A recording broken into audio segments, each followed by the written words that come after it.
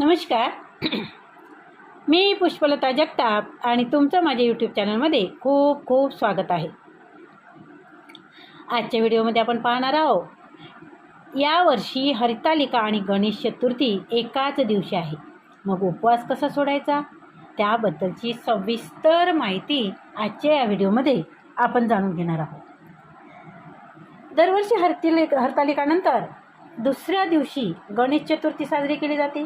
मात्र 2026मध्ये तिथीच्या गणनेमुळे हरतालिका आणि गणेश चतुर्थी एकाच दिवशी म्हणजे 14 सप्टेंबर रोजी असणार आहे. हिंदू धर्मात भाद्रपद महिन्यातील हरतालिका व्रत आणि गणेश चतुर्थी या दोन्ही सणांना विशेष महत्त्व आहे. दरवर्षी हरतालिकेनंतर दुसऱ्या दिवशी गणेश चतुर्थी साजरी केली जाते. मात्र 2026मध्ये तिथींचा गणनेमुळे हरतालिका आणि गणेश चतुर्थी एकाच दिवशी म्हणजे 14 सप्टेंबर रोजी असणार आहे. त्यामुळे यंदा या दोन्ही सणांचे धार्मिक महत्त्व तर वाढलेच आहे. शिवाय हरतालिकेचा उपवास नेमका कधी सोडायचा, गणपतीची स्थापना कधी करायची, पूजा कशी करायची याबाबत महिलांमध्ये मोठा संभ्रम निर्माण झाला आहे. तर हरतालिका आणि गणेश चतुर्थी एकाच दिवशी येण्याचं कारण काय आहे? तर यावर्षी 2026मध्ये हरतालिका आणि गणेश चतुर्थी एकाच दिवशी आले आहे. साधारणपणे हरतालिका आणि गणेश चतुर्थी एकाच दिवशी येत नाही.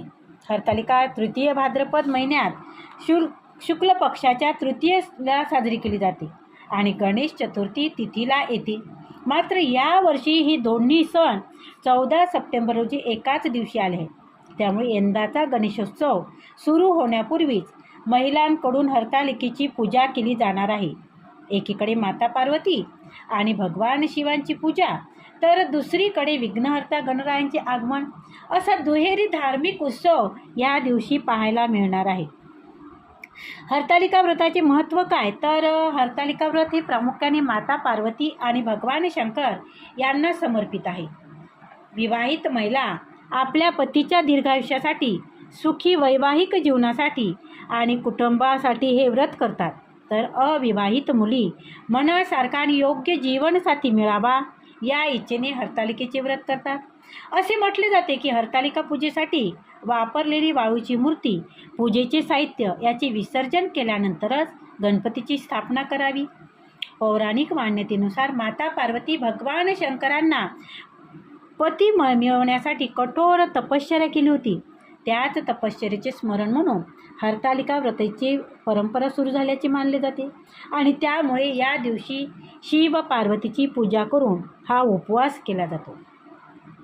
यंदा हरतालिकेचा उपवास कधी सोडायचा? तर हरतालिका व्रताची पारंपरिक पद्धत पाहिली तर अनेक महिला हे व्रत दिवसभर उपवास करून करतात. काही ठिकाणी हा उपवास निर्जला केला जातो, म्हणजेच अन्नासोबत पाणीही घेतले जात नाही आणि त्यानंतर दुसऱ्या दिवशी सकाळी पूजा करून उपवास सोडण्याची सुद्धा परंपरा आहे. हरतालिका व्रताचं महत्त्व काय आहे? तर यंदा हे 14 सप्टेंबरला गणेश चतुर्थी असल्यामुळे परिस्थिती थोडी वेगळी आहे. यामुळे हरतालिकेचा उपवास कधी सोडायचा याबाबत घराघरात चर्चा चालू आहे. वर्ष 2026मध्ये हरतालिका व्रत 14 सप्टेंबर 2026 सोमवार रोजी आहे.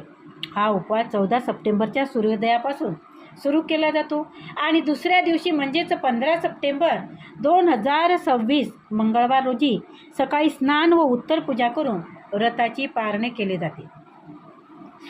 14 सप्टेंबरला उपवास सोडण्याची पद्धत काय आहे? तर यंदा हरतालिकेचा उपवास करणाऱ्या महिलांनी 15 सप्टेंबर रोजी सकाळी गणपतीची आरती केल्यानंतर घरच्या परंपरेनुसार पूजा झाल्यावर उपवास सोडावा, अशी पद्धत काही ठिकाणी सांगितली जात आहे.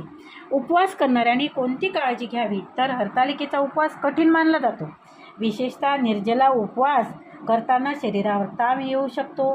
त्यामुळे आरोग्याच्या दृष्टीने उपवास करण्यास अडचण असलेल्या व्यक्तींनी स्वतःच्या प्रकृतीचा विचार करणे फार महत्त्वाचे आहे. आजारपण, औषध सुरू असणे, गर्भावस्था किंवा इतर आरोग्यविषयी समस्या असल्यास कठोर उपवास करण्यापूर्वी डॉक्टरांचा सल्ला घेणे योग्य ठरेल. 2026मध्ये 14 सप्टेंबर रोजी हरतालिका आणि गणेश चतुर्थी एकाच दिवशी केली जाणार आहे.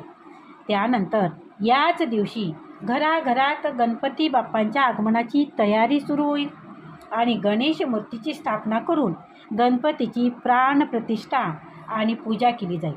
त्यामुळे एकाच दिवशी शिव पार्वतीची आराधना आणि गणरायाचे स्वागत करण्याचा योग यंदा भक्तांना मिळणार आहे. 14 सप्टेंबर 2026ला हरतालिका आणि गणेश चतुर्थी एकाच दिवशी आल्याने सकाळी प्रथम हरतालिकेची पूजा करून निर्जला उपवास करावा आणि नंतर गणपतीची स्थापना करावी. शास्त्रानुसार हा उपवास दुसऱ्या दिवशी 15 सप्टेंबरला सकाळी बाप्पाची आरती झाल्यानंतर सोडावा. अशा प्रकारे पूजा केल्याने दोन्ही सणांचे पूर्ण फळ मिळते.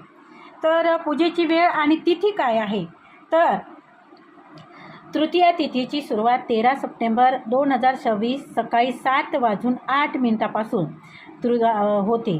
तर तृतीया तिथीची समाप्ती 14 सप्टेंबर 2026 सकाळी 7:06 आहे. आणि 14 सप्टेंबरसाठी शुभ मुहूर्त आहे. सकाळी हरतालिका पूजेचा मुहूर्त आहे सकाळी 6:26 ते 7:06 तर धन्यवाद, खूप खूप धन्यवाद.